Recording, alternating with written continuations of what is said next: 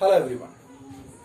So today we are going to discuss the topic of various system of classification.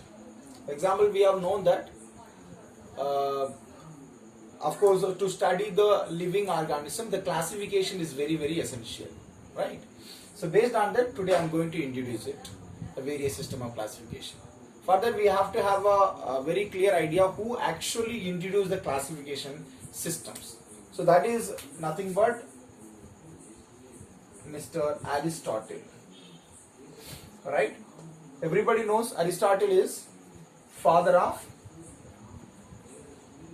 biology, right? He was the first person who started classifying the organism, belonged to BC. But here, three type of classification system I am going to talk. First one, artificial system of classification.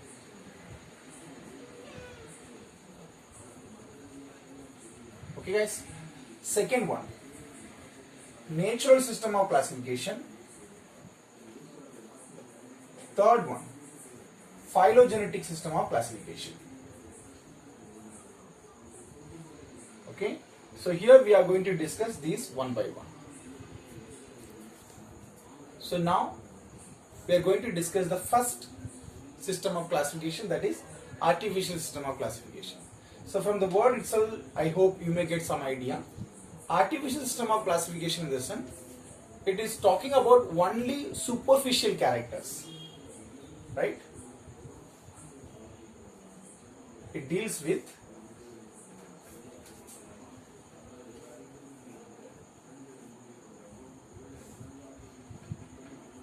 only superficial characters over here.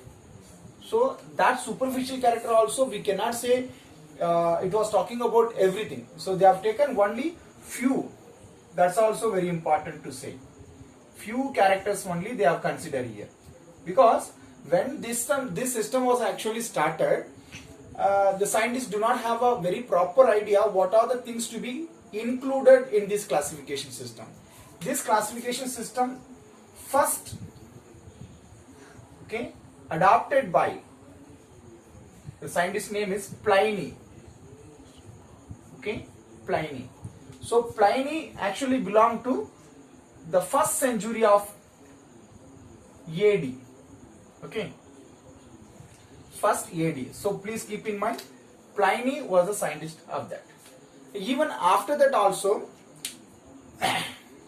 later the same system, artificial system of classification, even adapted by Mr. Carl Linnaeus. Everybody knows Carl Linnaeus, father of binomial nomenclature, father of classification system. So completely Carl Linnaeus. So he also made artificial system of classification only, but Carl Linnaeus belonged to the period of 19th century. Right guys? So this is the 18th century, not 19th. So that period. So these two scientists having a major role in this. Carl Linnaeus and Pliny. And then what this classification system, for example, I told you already, they are dealing with only superficial characters. But superficial characters mean what?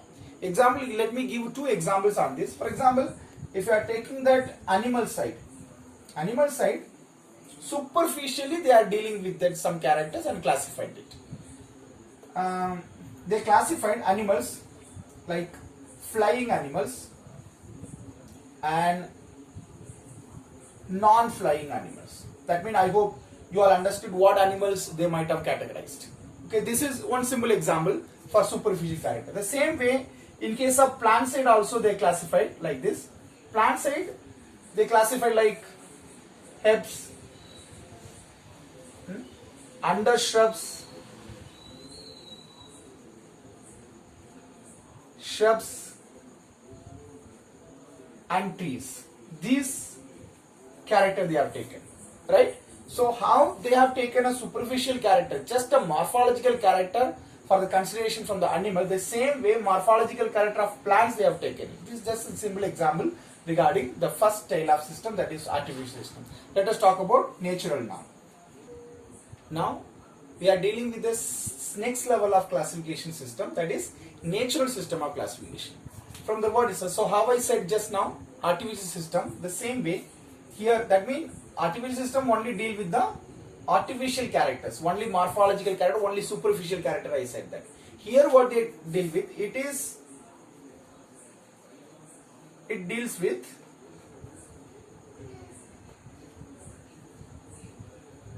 natural relationship, right, among organisms. Listen carefully. This system of classification deals with natural relationship among organisms. One more thing, one more point we can say that this system of classification places all related organisms in one group. Look at the word. All related organisms in one group. It means what? What is the continuous point we can think it? Automatically it says, second point says, whatever unrelated organism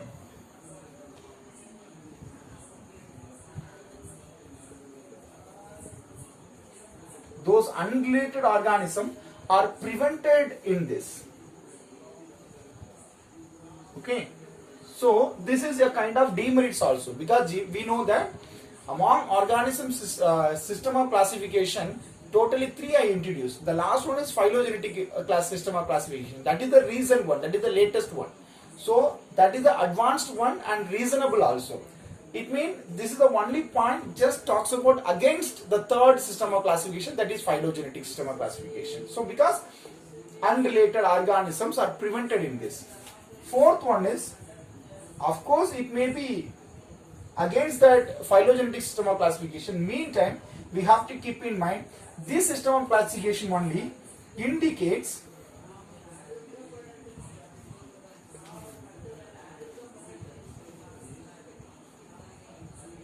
phylogenetic relationship.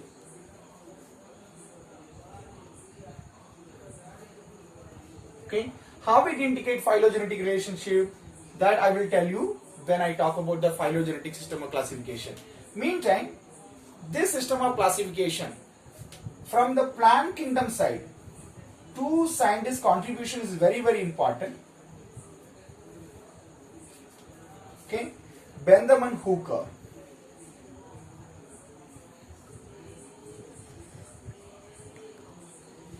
Okay, these 2 scientists created natural system of classification very clearly for plant kingdom. So that is also we have to keep in mind. So right now we are at the third system of classification, that is phylogenetic system of classification. Okay, as I told you earlier, this is the recent one and advanced one also. This system of classification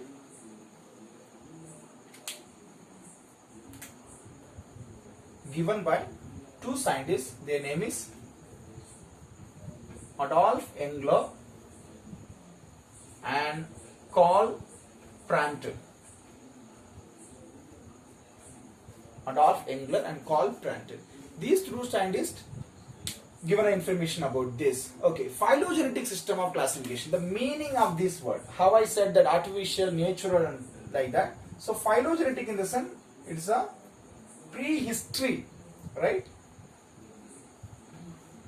A particular organism coming from where, how they originated, what is the connection between this organism and another organism. These all dealt with this classification system. Okay, so this system of classification completely based on their evolutionary traits.